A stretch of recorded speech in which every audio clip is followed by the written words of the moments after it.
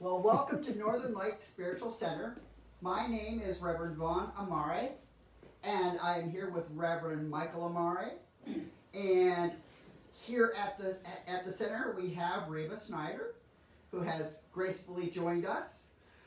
Northern Lights Spiritual Center is a community of people dedicated to using spiritual and practical principles to create lives we want to live.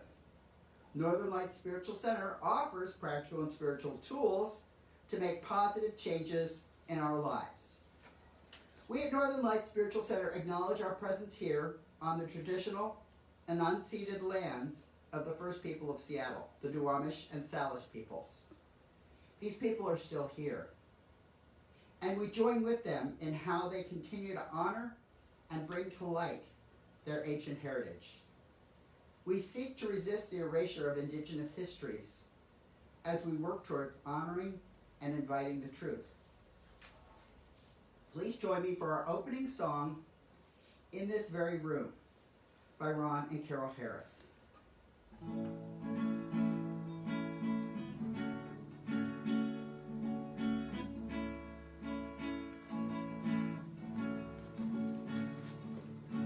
In this very room, there's quite enough love for all the world.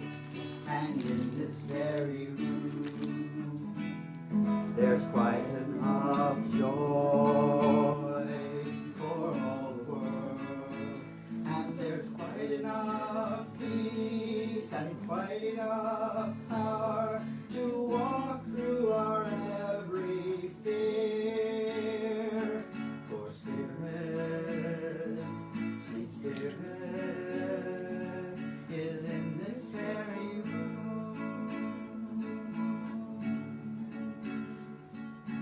In this very room.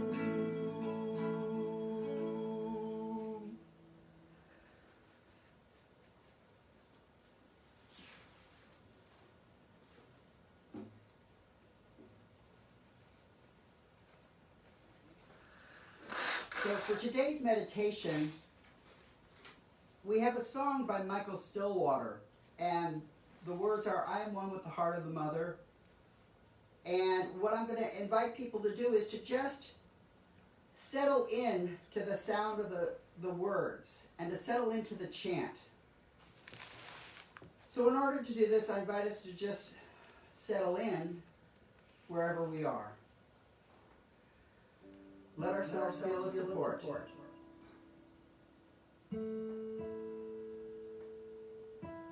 Be lifted by the music.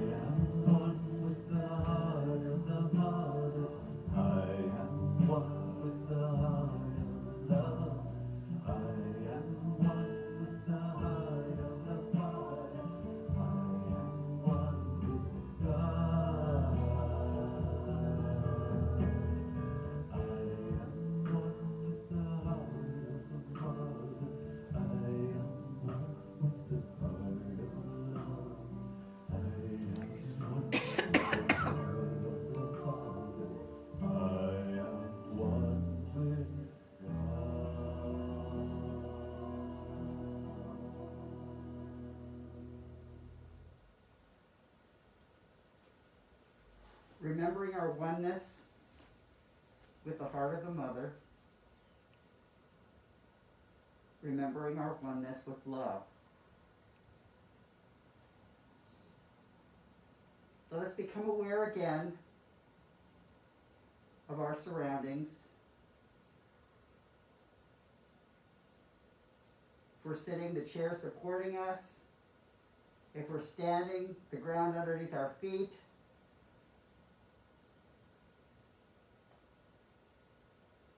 Breathe in a sense of gratitude for the support.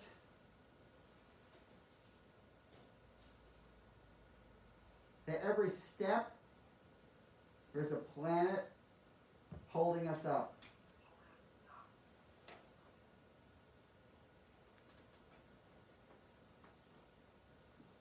So allow ourselves to wiggle our fingers and toes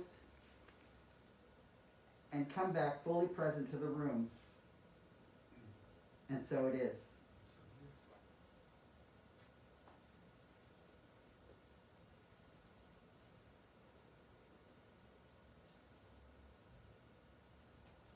So today's reading comes from the writer Karina Horn. Love has many names, faces, and few can claim that they are immune to its effects. Different types of love are ascribed to different kinds of relationships in different seasons of life. Love is an ever-present theme in human life and lore. What then is radical love among all of love's forms and definitions? Let's start with the idea of what radical love is not. Radical or unconditional love may be construed as too forgiving or too accepting. This, however, is a misunderstanding. Unconditional love is not tantamount to unconditional consent or unconditional access. For example, it is possible to love someone unconditionally while they are struggling with alcoholism without enabling their substance use. Or someone can be loved unconditionally despite manipulative behavior without the lover giving in to the manipulation. Unconditional love doesn't mean being a doormat. Rather, it means loving without requiring anything in return, including a certain level of behavior or performance. Radical love, however, is not a free pass. Loving someone unconditionally does not entitle the loved one to behave in ways that are harmful to themselves or others. Radical love endures no matter the reason or the season, and it cares enough to speak truth to situations in need of illumination. Radical love does not mean staying silent and sitting idly, nor does it mean staying still when change is necessary. Radical love in religion. We think of each religion as having its own distinct personality, with its own prescriptions for peace, joy, and happiness. Right? Well, not exactly as it turns out. In fact, radical love is the kind of love displayed in the Old Testament by Abraham, by the love of God that Abraham held, and in the New Testament by Jesus Christ. Radical love is also spoken of in Islam, particularly in Islamic poetry and mystical works. And radical love is embraced too in Eastern religious traditions, including Buddhism, where love is considered the ultimate expression of wholeness and understanding. Love, radical love at that, is the thread uniting religious traditions seemingly at odds with one another. Radical love in relationships. Radical love spans all types of relationships too, from the love of a parent for a child to the love of lifelong partners. Radical love does not require a certain framework to survive and thrive. Instead, radical love emerges from the idea that all people are worthy of love, regardless of their backgrounds, behaviors, or merits. In relationships, as in religions, radical love can be equated with grace. Grace exists when mistakes are made, or hopes are dashed, and love is still given. Where self-centered love gets angry, throws tantrums, makes demands, radical love endures. Radical love in parenting. Parenting is arguably one of the most important places for radical love to exist. Unfathomable damage is done to children when conditional love is the norm, including emotional and mental challenges, even personality disorders. Radical love in parenting means that love is not used as a reward in response to certain behaviors, but is offered without any sort of expectation. In mothering and fathering, radical love means offering support, kindness, consideration at all times. This is not to say that children should never be reprimanded. Instead, it is the manner in which children are called out that matters. If your child hit someone, for instance, unconditional love might focus on the wrong with the child seen as bad or wrong. Unconditional love, on the other hand, focuses on what is wrong with the behavior. Hitting is wrong. Patience and a level head are key aspects of radical love in mothering and fathering. Radical love in romance. As compared to love between parent and child, the dynamic in romantic relationship is usually that of two equals. Radical love in romance means setting expectations for yourself and creating boundaries with your partner. In romance, both partners have needs that can be met by one another and needs that must be met elsewhere. Identifying these and creating a framework for your relationship demonstrates that your love is not one that is dependent upon what your partner can give you or you can give your partner, but instead is created out of mutual respect for and interest in each other as whole, separate humans. Finally, radical love and friendship. Friendship, like romance, is a relationship between equals. Radical love and friendship means showing up for one another even when it's hard or uncomfortable. People make mistakes, some enormous and terrifying, and they need to know that they can rely on the love of a good friend no matter their failings. Close friends often see each other at their absolute best and their absolute worst, and they can have incredible insight into one another's lives.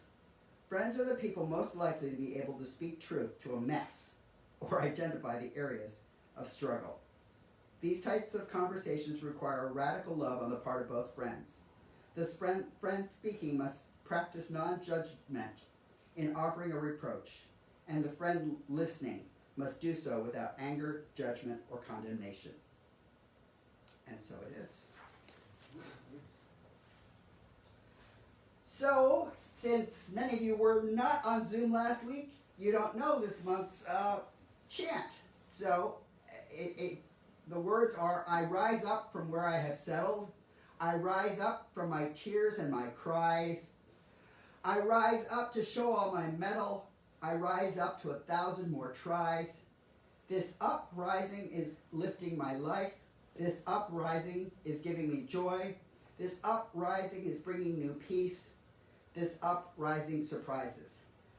And you know the form. First verse is I, second verse is you, third verse is we, and we come back to I.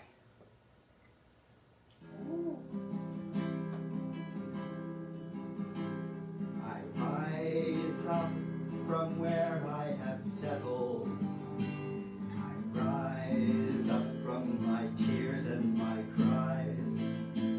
I rise up to show all my mettle. I rise up to 1,000 more tries. This uprising is lifting my life.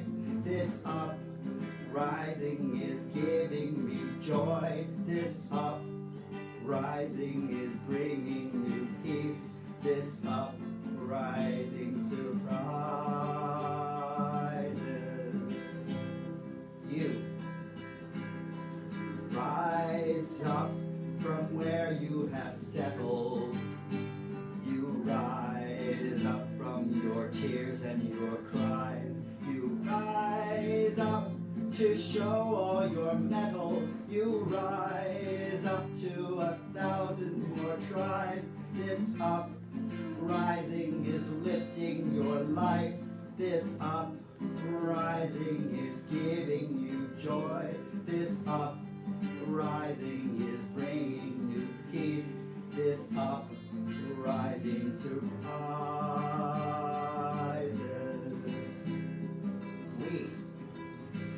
We rise up from where we have settled. We rise up from our tears and our cries. We rise up to show all our mettle. We rise up to 1,000 more tries. This uprising is lifting our lives. This uprising is giving us joy. This uprising is bringing new peace. This uprising surprises.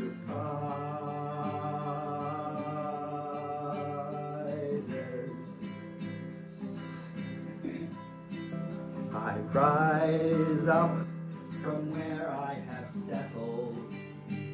I rise up from my tears and my cries. I rise up to show all my mettle. I rise up to 1,000 more tries. This uprising is lifting my life. This uprising is giving me joy. This uprising is bringing new peace. This uprising surprises.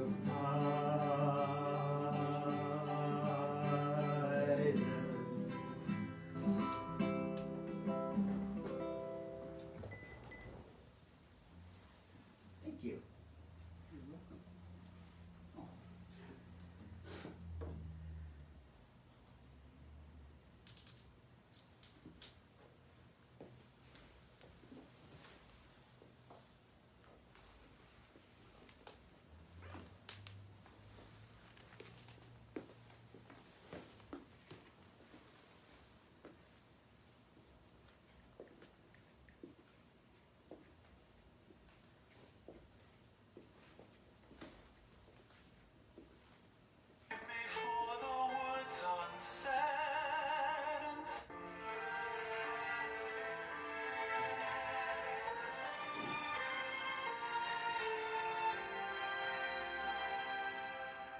Mama, thank you for who I am.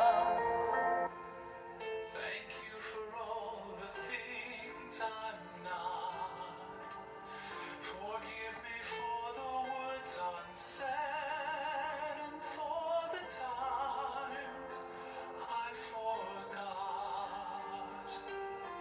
Mama, remember all my life.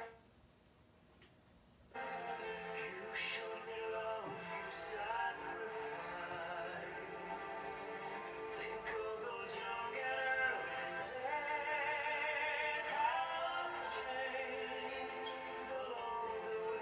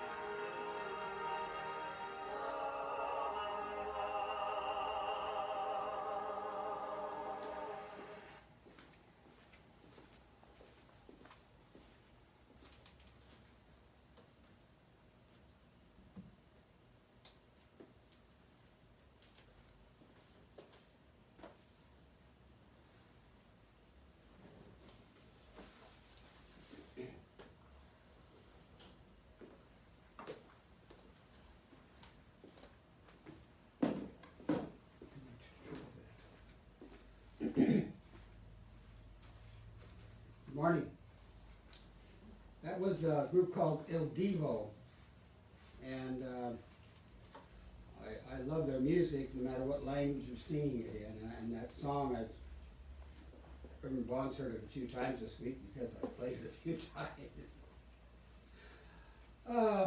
Today is a day where we set aside once a year, and sometimes we set aside single days of the year for observing something when I think we need to observe a lot of these things every day. Like Thanksgiving, for instance. Thanksgiving is one day, and usually November is like the month of gratitude. But I feel we should be grateful, all year long. And in our outline for the topic today, there was nothing mentioned about Mother's Day, so of course, we can do what we want with it, so I added it. And in honoring mothers, it's those who have been regarded as a source of nurture and support in our lives. Because it isn't always, it isn't always the mothers, but it's that divine feminine that was within each of us, that is that nurturing support for others. I know sometimes people think that, these days, some of these holidays like Mother's Day was contrived, to sell more cards, flowers, gifts, and all that. However, it really isn't. I believe it is to celebrate the nurturing spirit of those that have nurtured us and supported us through our lives. I know I've had a mother who's been gone, I think it's 32 years now, and 3 totally different mother-in-laws. I remember when I first met Reverend Vaughn's mother later on, he asked me, well, how is she in the mother-in-law department or something like that? And I said, well, she's different. But over the years, we grew, I think, very close. And the other mother-in-laws each of us are different, so each of them were different, but they were all supportive, all nurturing of all of their children, and those beyond. I know my first partner's mother, Alma, she, after all the kids were gone, she kind of lost a lot for life because she wasn't taking care of children anymore. And sometimes that happens, but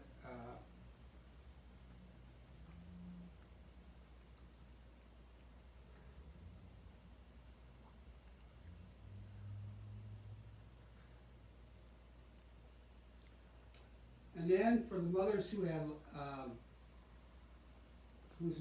for those whose mothers have passed on or are distant,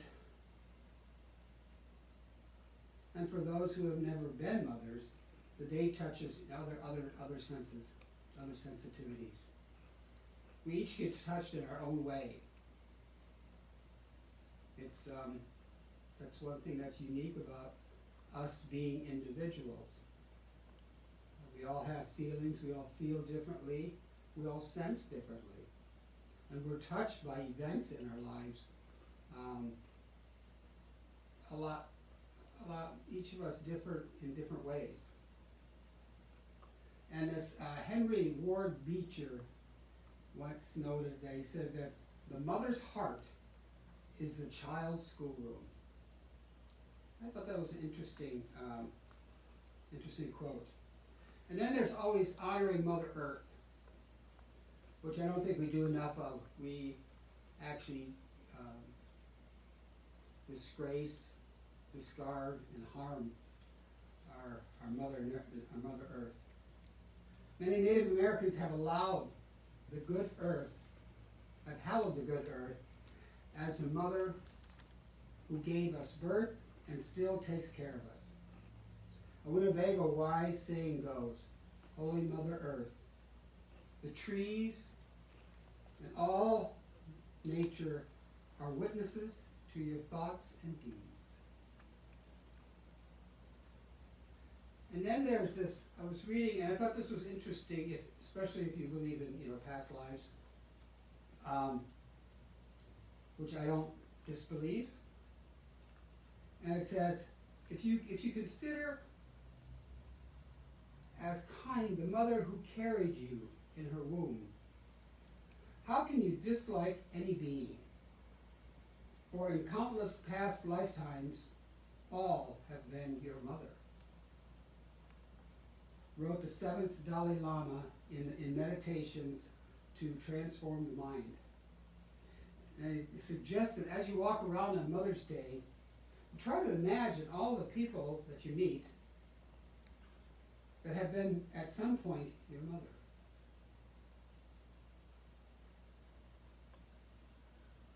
And then as Reverend Vaughn mentioned, as it was in the reading about mothering, the most common word that associated with mothering is nurturing. And this practice is not limited by gender or any other characteristic. All of us, male and female, single or married, old or young, have the potential to give birth and raise something in the world. Whether it's an idea, whether it's an invention, whether it's a pet. We are all capable of raising something up and nurturing it from its inception throughout its lifetime.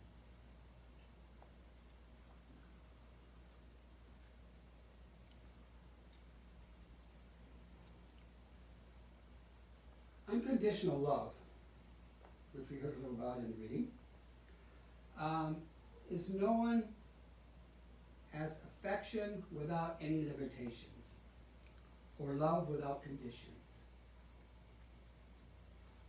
And sometimes, as in the reading, you can get trapped in certain things, trying to give unconditional love. If we allow ourselves to get sucked into a situation, then that's not healthy for anyone. One of the best examples of unconditional love is a puppy. Cats are too, but cats are their own creatures. But dogs, they will love you no matter what. I mean, you can forget to feed them. You can put them in a crate, as ours is this morning. But they still love you. Even when you scold them, they're still there for you. And unconditional love, to put simply, is love without strings attached, without expectations, without expecting something in return. So many things in this lifetime is or if I do this, I'll get that, or maybe somebody is showing unconditional love toward us, and we're skeptical. We're thinking, oh, what do they want? They must want something. But that isn't what unconditional love is. Unconditional love, there's no strings attached. It's sometimes called compassionate or agape love. Might sound somewhat familiar. It might bring back, thoughts of the love that you've received from your parents or the love you give to your children.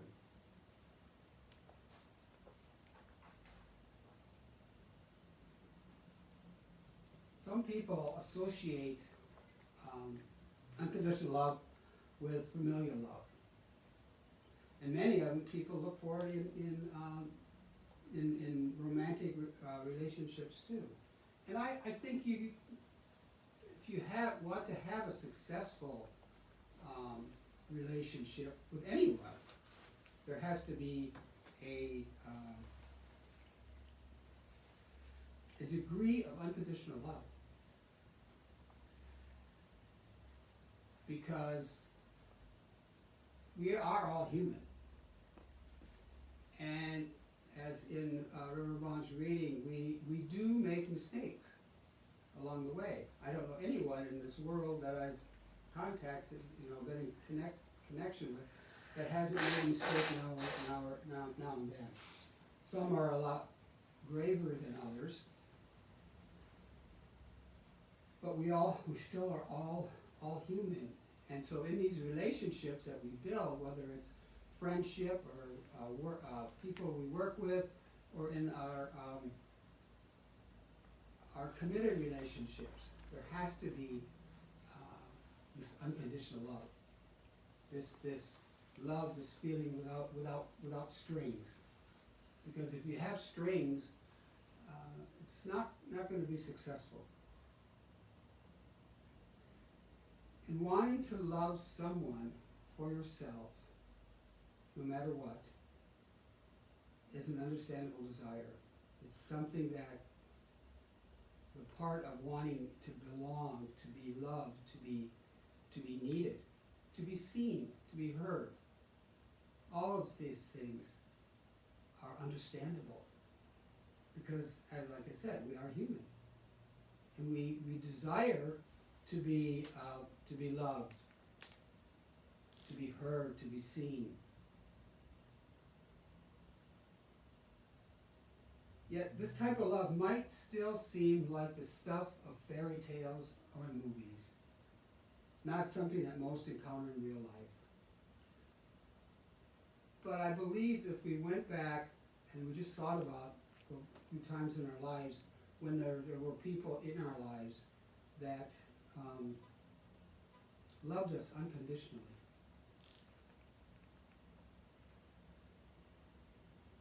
Now, unconditional love involves some acceptance and forgiveness. People aren't, like I said, people aren't perfect. I don't know anyone that's, hasn't made a mistake in error and judgment or decision making. And nearly everyone, of us has made choices that we regret. I know there's been a few in my life that if I could go back and undo or do it differently, I would love to do that. But then again, I think about it, and a lot of those missteps in life have been teaching moments, have been learning moments. In essence, not to do it again, or do something differently instead of the way I did that. So unconditional love, however, it does require unconditional acceptance.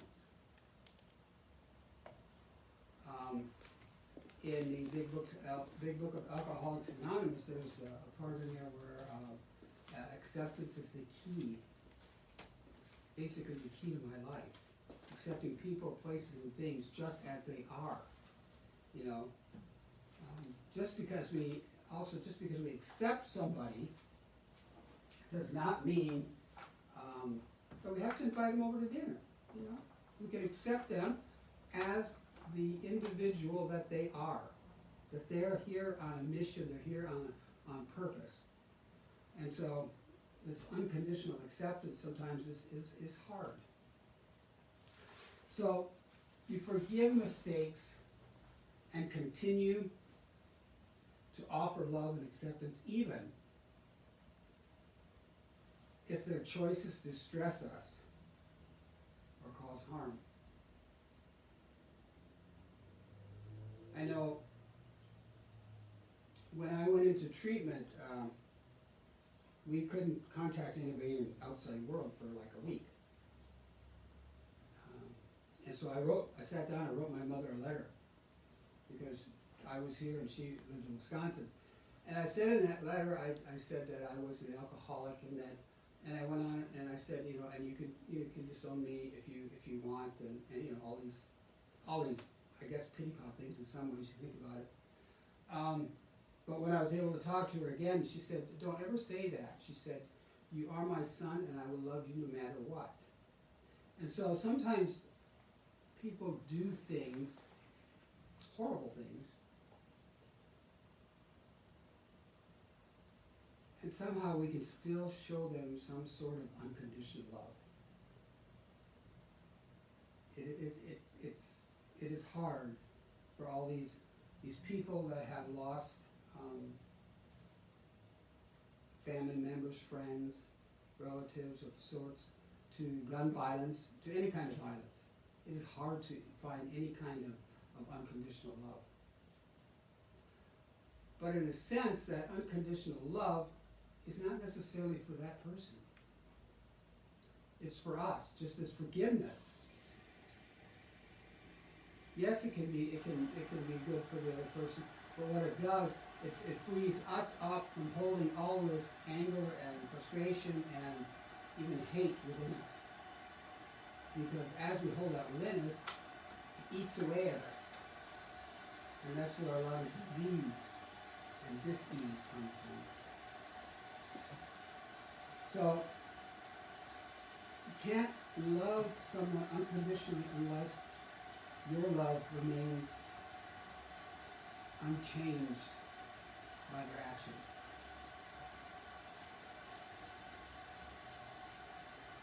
You can, however, love someone unconditionally without having a relationship with them. You can love them without, like I said, inviting them over to dinner, being best buds, whatever. That is not a requirement. Because the unconditional love, so many times, like I said, is for you. Is for each of us. Acceptance sometimes involves recognizing when it's unlikely someone will change and taking steps to protect your own well-being. So sometimes you may have to let go of people. And that doesn't mean you can, stop loving or stop caring for them. Sometimes you just have to let go for the betterment, for the well-being of yourself and maybe your family or whatever is around you. Sometimes we just have to let go of people or things or situations. And now the actual talk for today was called revolutionary love. And revolutionary love is defined as a fundamental change in the way of thinking about or visualizing something, a change in paradigm. Revolutions in consciousness bring change not only to us, but to the systems and institutions that shape our experience of all. So, by shifting and changing our paradigm, it shifts everything. It shifts all of the institutions. It shifts everything. Once we take that shift in our paradigm and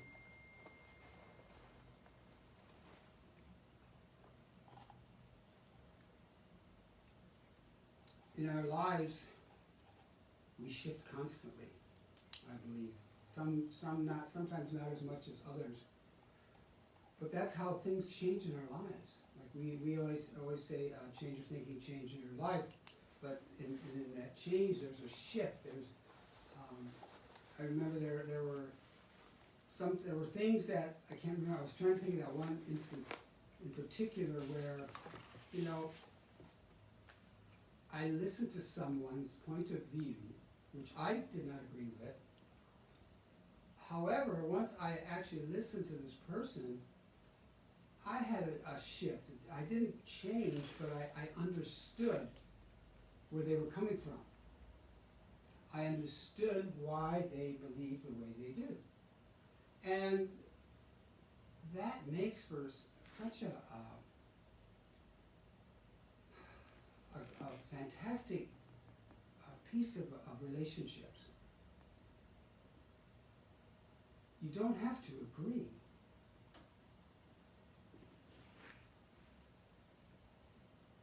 But but to listen and to hear what the other person is saying.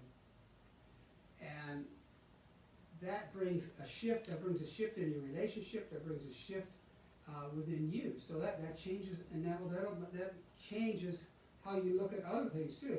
If you open up to this one change or one shift, like Ernest Holmes says, being open at the top.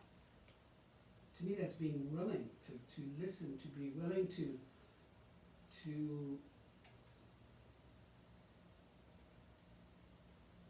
see other people's opinions without getting sucked in, or without judgment or whatever, just allowed to be. Like that acceptance, of people, places, and things as being who they are. Because that's one of the greatest things about being alive today, I think, is being alive with the people that you are in relationship with. Even if you just walk by them on the street, they're still in the relationship. And revolutionary love invites us into a way of being, a way of thinking, a way of feeling, and a way of acting that is rooted in our love for one another.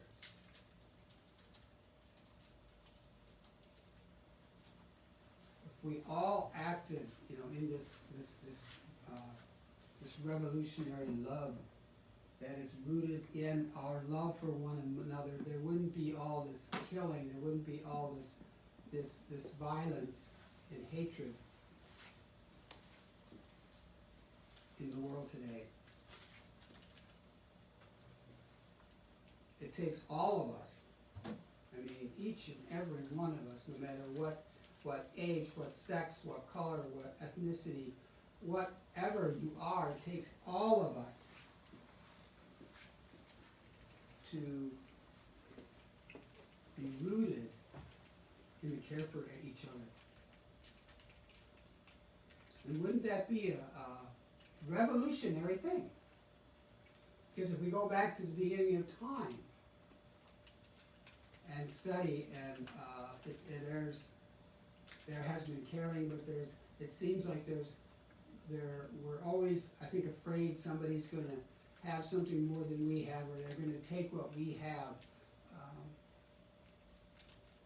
or we just don't like them.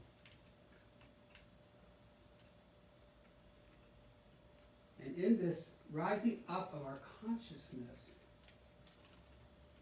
we rise up in a revolutionary love for ourselves,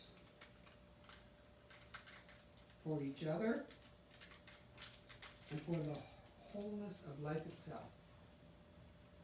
So if we rise up in this revolutionary love, in this revolutionary idea, this it's like a brainstorm, a miracle, of everybody caring for each other, instead of the sometimes me world that we live in.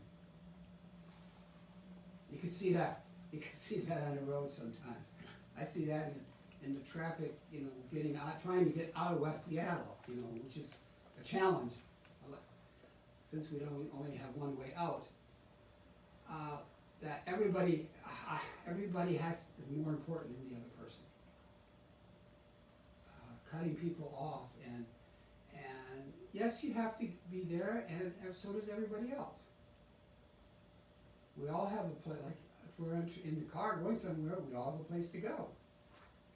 And by being inconsiderate and outright rude, that's not going to get you there any faster. So if we take this revolutionary love for ourselves and for others, then we're doing it for the whole of life. And that expands out to animals, to the earth,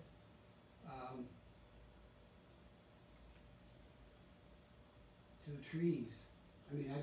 I have this fascination for trees. I guess it's a great appreciation for them. walking along, I don't know if people get tired, like, I love this tree, or I love that tree. Well, it's a beautiful tree. And they are. I mean, they're life. It's life generated from the earth. So we need to care and do it in a much more powerful way than we have been doing. We need to take care of this earth. We need to take care of each other. We need to take care of life.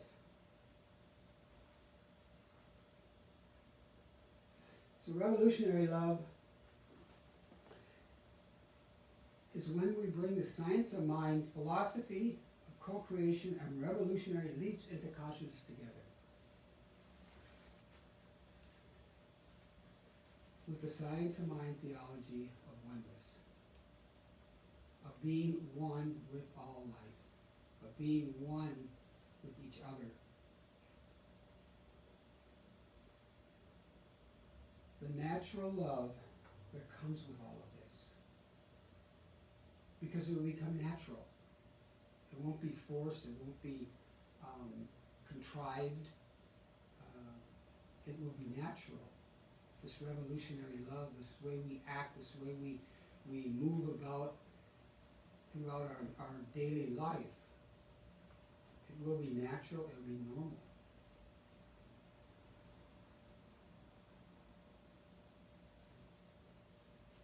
And in this, acting in this revolutionary love, it brings change through our love for one another. Because we're not just thinking about number one, we're not thinking about ourselves all the time, constantly.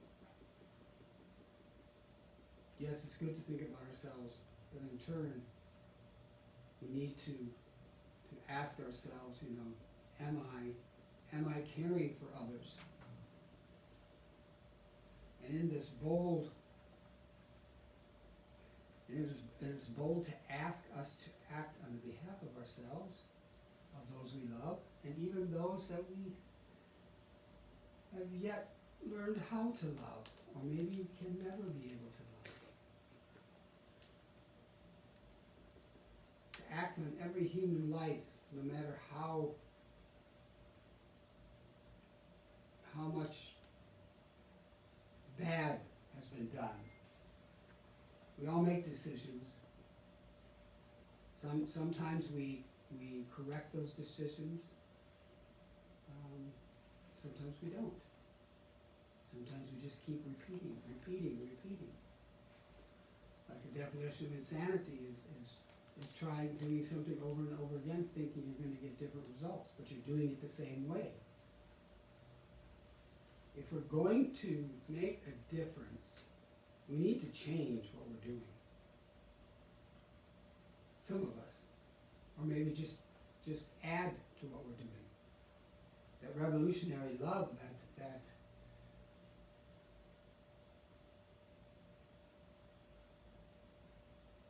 stands up and stands for each of the people in our lives. Maybe they're not even in our lives. They're just passerbys, yet they need support, understanding. They need to be lifted up. And that could be really revolutionary. To lift up others, Because so many times, like the attacks on the mostly Asian, older Asian communities, they need to be lifted up.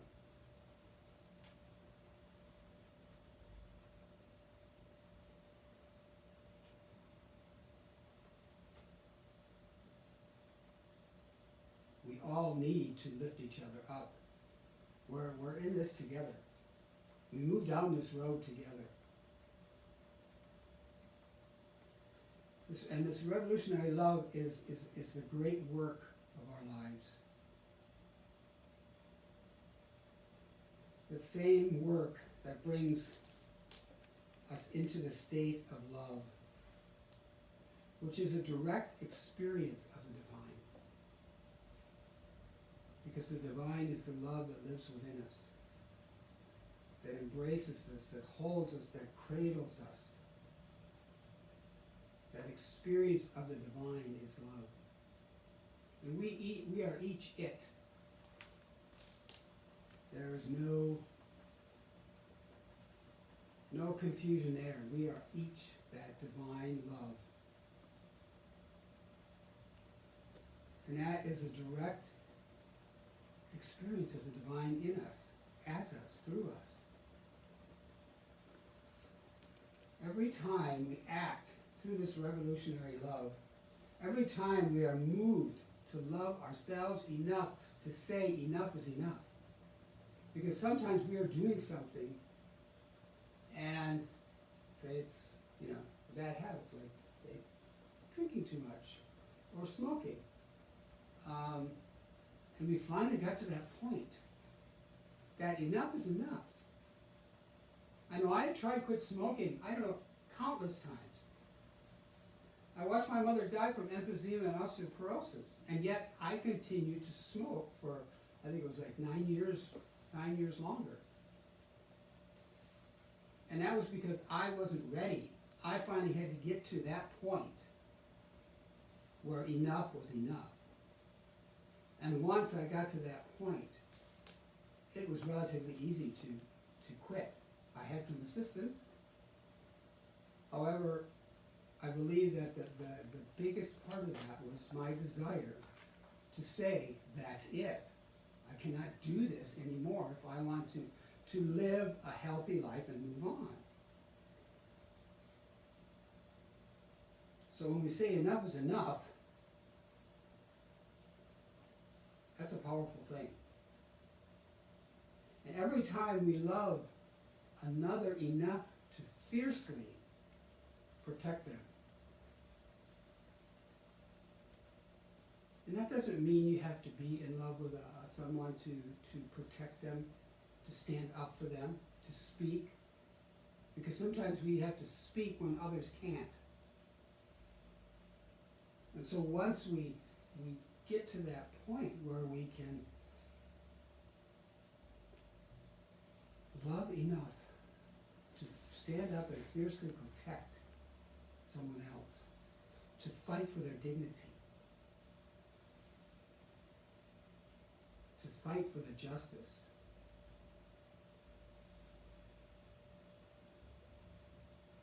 and to come into a deeper relationship with their struggles and their pain.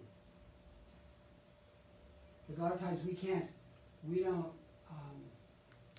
get involved, or we don't want to get involved because we don't understand what others are going through.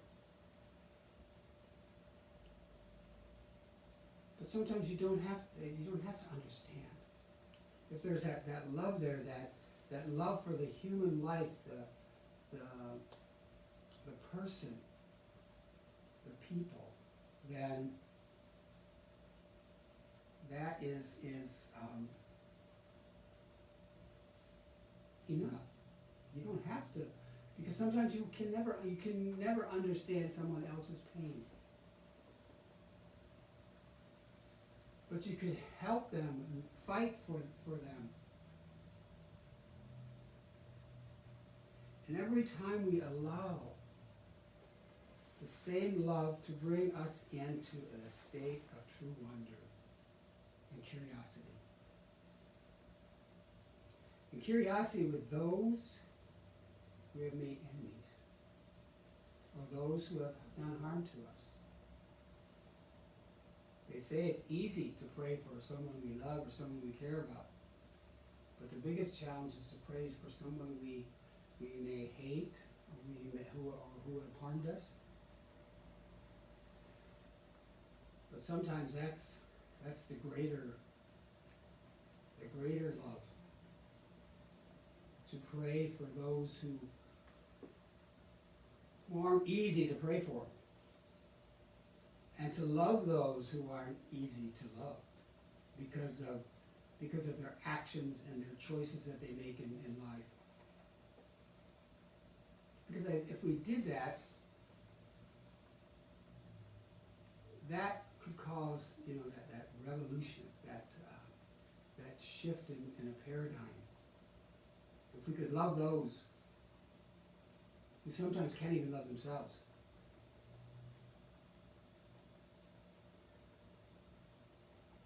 And all of this is being in that connection with the divine and with each other. And so there's a couple of things I'm suggesting you could do if you want. One is to find a ritual. It doesn't have to be anything huge or big. To honor Mother Earth.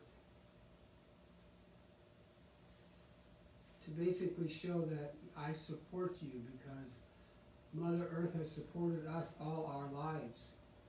I mean, the oxygen we breathe, the food we eat that is grown in the earth. Find something, a little ritual to say thank you, to honor the earth. And then, as I said earlier, that as you walk around Mother's Day, try to imagine. I never thought of it. Imagine the people you see that maybe at one time in a past life they have been your mother. And in this, just kind of send them a little love and peace. And then be bold in standing up for yourself and for others in ways that you thought you could never do, or it wasn't possible. Be bold. Be fearless. And even to those that you consider enemies, stand up and practice that revolutionary love that cause a revolution in your life, an uprising. I mean, uprisings in the world in history have been good things most of the time because they bring about change, and change is good usually. But if it's not good, you do another uprising until it becomes good. And so with this, I'd like to close with knowing that in this life, that there is this one life. That life is God's life, that life is perfect, that life is your life, that life is my life. That life is the lives of each and every person that has come before us. For each person that has nurtured, that has cared, that has supported, that has lifted us up as we have moved through this life. For there are an abundance, I know in my life, for each mother, Mother Earth, Mother God, and the mother that gave you birth. And so I know this is true for each and every one. That each and every one of us is supported by this one life. By every life that has brought us into and allowed us to move into who we are today. And so I give thanks and appreciation for all the lives that have supported my life and all the lives that have supported each of you, that have carried you, that have held you in time of need, and just held you in the arms of love, as we are held in the divine's love. And so I am grateful and I'm thankful I release, and I know that it is all good. Somehow, some way, that this life that we live, that is perfect, that is God's life, that is our life, is good. And so it is.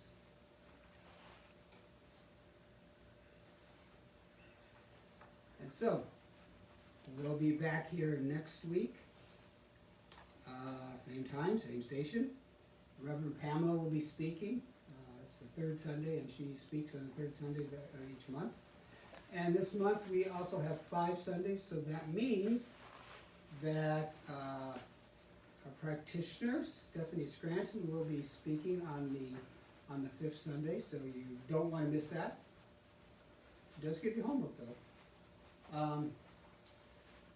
And so with that, I just want to be grateful for anyone that tuned in today, that showed up, and for whenever you show up, for your support.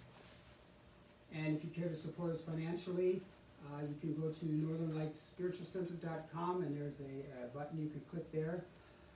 And just go out, honor yourself today, Mother Earth, the mothers in your life, and if you have been a mother or are a mother, I thank you for being that nurturing, giving, supportive person in someone else's life. And so it is.